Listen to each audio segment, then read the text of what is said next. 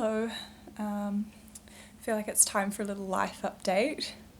So, yes, I am moving again. um, it's definitely for the best. So, I started off like in this flat knowing that after about 3 months it was going to get a bit crowded. The homeowner would be moving back in and also living here, so you can imagine that's not the best circumstances. And so, yeah, I've decided it's time to go. I found a new flat in a different suburb and a little bit further from work, but that's not as much of a problem now because I've just bought a car, a Golf, a Volkswagen Golf. So I've been hooning around in that. It really goes through petrol, so I have to be aware of that. But it's pretty cool. It's meant that I can like play music in the car and sing in the car, and that's just like been really good for my mental health and stuff. Yeah, so I don't know exactly when I'm moving, but it'll be within the next 3 weeks, I would say. Yeah, so kind of excited for that. But yeah, I have just sort of been, obviously I'm quite a reflective person, and just thinking about like, oh, why do I get in these kind of situations? And it's where I get really, when I get really overwhelmed, overloaded, anxious, stressed, like it affects all part of my life, and like especially at home I just want to be left alone, and I think that can come across as like disrespectful sometimes. Like the other night I got home from work, I was absolutely shattered because I worked till like 9:15 on a Friday, and I just wanted to put my washing on and go to bed, and I sort of was confronted about my bad mood, and it made it worse because I always feel like responsible for other people's moods. So not only was I feeling shitty, then I kind of started feeling shitty for making other people feel shitty, like, and I just said, well, I'm out. You know, I felt like there was no going back from that, unfortunately. And yeah, I was talking to my therapist about it, and I was saying like, oh, when I move into the new flat, like how do I tell them like, oh, sometimes I get in a shitty mood when I get stressed and overwhelmed, like because I don't want them to think that it's their fault. And she said, well, have you thought about getting yourself to a stage where you don't feel so overwhelmed and stressed?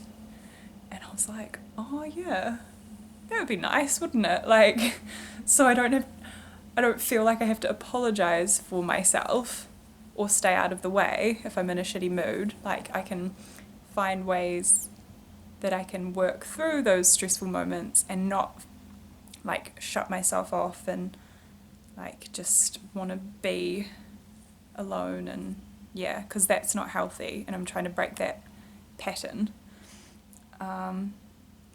So yeah, I just need to like stay connected, stay doing fun things even when I'm stressed, because like, I mean, I'm sure you all know it's very easy just to like put some headphones on and put music on, or like just numb out and watch YouTube, and like that's fine in the short term, but like long term it can mean that you're not engaging in the life you want to be living. So yeah, I have to be quite aware of that. And also like being in a new relationship, I tend to, like when I'm in relationships, become quite reliant on the other person for like socializing and things. So if I'm shutting myself off from other people and only like staying connected to one person, that's also something that I need to be aware of. So like obviously need to just stay more connected in general, and like have different areas of my life that I can find happiness and fulfillment in, and yeah. And I think I've come a long way with my self-worth and just realizing that I'm okay alone, which is, I think, very beneficial entering into a new relationship as well, to remember that, like, because I have an anxious attachment style. So if I can just remember that, like, I'm okay, I'm enough, all that fun stuff, then, like, those times where I am alone or perceiving that I'm alone won't be as bad. Yeah, it's a weird mix because I guess it's like anxious attachment style is craving that connection, but then fearing that connection because of the element of rejection and things. So it's like a really interesting mix. Yeah. Just I've been doing really fun things lately and just trying to branch out even more. And like just thinking back to a few months ago, like March sort of time, where I started making more consistent YouTube videos, like I was really struggling. I was in that shitty flat, that tiny little cold room, and I was just so lonely and like lost. And I definitely still have my moments, like I definitely don't have the kind of friendships that I crave here in Auckland. But like as I've said in previous videos, if you learn to love and accept yourself and know your own worth, then you don't feel so lonely and isolated because you have yourself. Does that make sense? But then it's also like easier to make those connections and not be so scared of it not working out because you have like your solid foundation of who you are, your sense of self already. Yeah, really haven't been doing much writing. Did a tiny bit at the library, but I think like this project's just a bit weird for me right now. It deals with like a lot of mental health stuff and like just weirdness, and I think like just stuff that's going on in my present life like it might not be the right time to be working on it. So I think what I'll do is like edit it to a stage where I feel like it is a reasonably cohesive story, and I'm just gonna like put a pin in it and see what else I can do. I've been feeling like writing a lot of poetry and songs lately.